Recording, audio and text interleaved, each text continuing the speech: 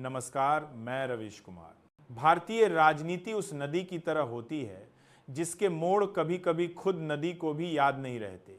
आज जो किनारा है कल वही धारा बन जाता है और इसी बदलती धारा में पिछले कुछ हफ्तों में जो दृश्य उभरा उसने दिल्ली की सत्ता गलियारों से लेकर गांव के चौपाल तक सबको चौंका दिया।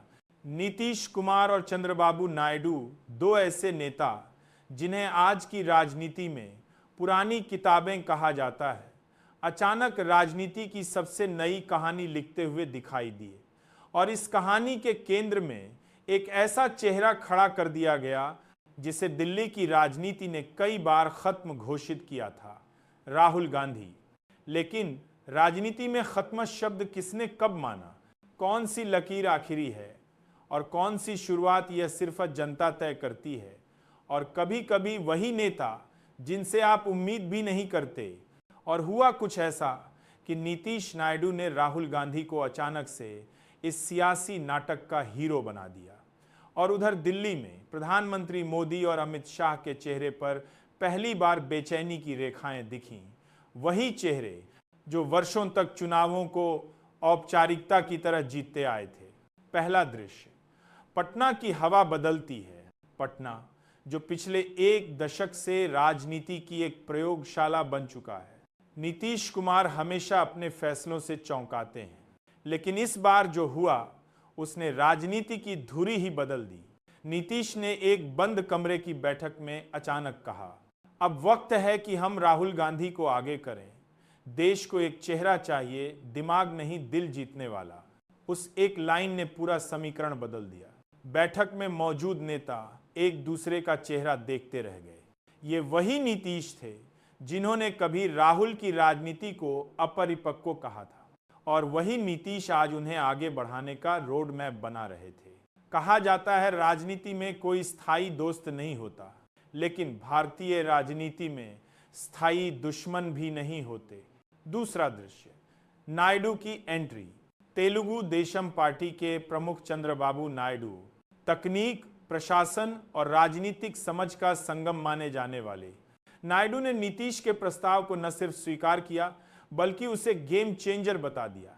नायडू ने साफ कहा, मोदी शाह की राजनीति को रोकना है तो एक चेहरा चाहिए और जनता के बीच आज सबसे ज्यादा कनेक्ट कौन करता है, राहुल गांधी।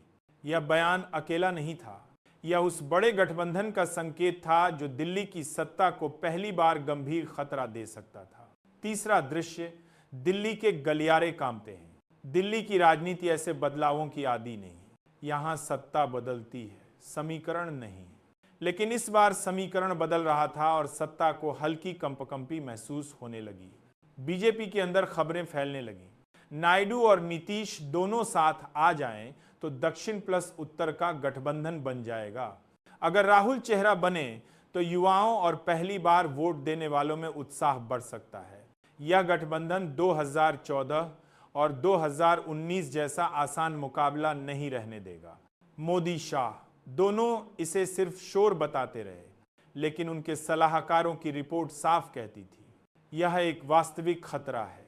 बीजेपी के रणनीतिकार जानते थे कि राहुल को कमजोर साबित करके जितनी राजनीति की गई, अब वही रणनीति उलटी पड़ सकती है, क्योंकि जनता जब मासूम हीरो को मजबूत नेता के रूप में देखना शुरू कर दे तो चुनावी कहानी पलट जाती है। चौथा दृश्य, राहुल गांधी का बदला हुआ रूप। राहुल गांधी पिछले 2 साल से लगातार यात्राओं, पदयात्राओं और जनसभाओं में सक्रिय दिखाई दे रहे थे। लोगों से सीधा संवाद, किसानों के बीच जाना, युवाओं के मुद्दे उठाना, उनकी राजनीति का टोन बदल चुका था। लेकिन बदला हुआ रूप तब सामने आया जब नीतीश और नायडू ने मंच पर उन्हें आगे खड़ा कर दिया। एक बड़ी रैली में नायडू ने कहा, यह देश युवाओं का है और राहुल गांधी आज युवा भारत की आवाज़ें हैं। नीतीश ने मंच से कहा, हम सब एक हैं और यह एकता राहुल के नेतृत्व में आगे बढ़ेगी। यह सुनते ही भीड़ ने वह शोर किया जिसे राजनीतिक विश्लेषक मोमेंटम शिफ्ट कहते हैं। लोगों को पहली बार लगा कि विपक्ष बिखरा नहीं बल्कि एकजुट होकर लड़ने तैयार है। पांचवा दृश्य, बीजेपी में घबराहट। दिल्ली में बैठकों का सिलसिला तेज हो गया। मोदी शाह के सामने पहली बार ऐसा विपक्ष खड़ा था जो भावनात्मक भी था, रणनीतिक भी और संगठित भी। बीजेपी की चिंताएं 3 स्तर पर बढ़ी। 1, गठबंधन की ताकत। दक्षिण में नायडू के आने से बीजेपी की कमजोरियां उजागर हो गई थी। उत्तर में नीतीश, जो कभी उनका सहयोगी थे, आज सबसे बड़ा सिरदर्द बन चुके थे।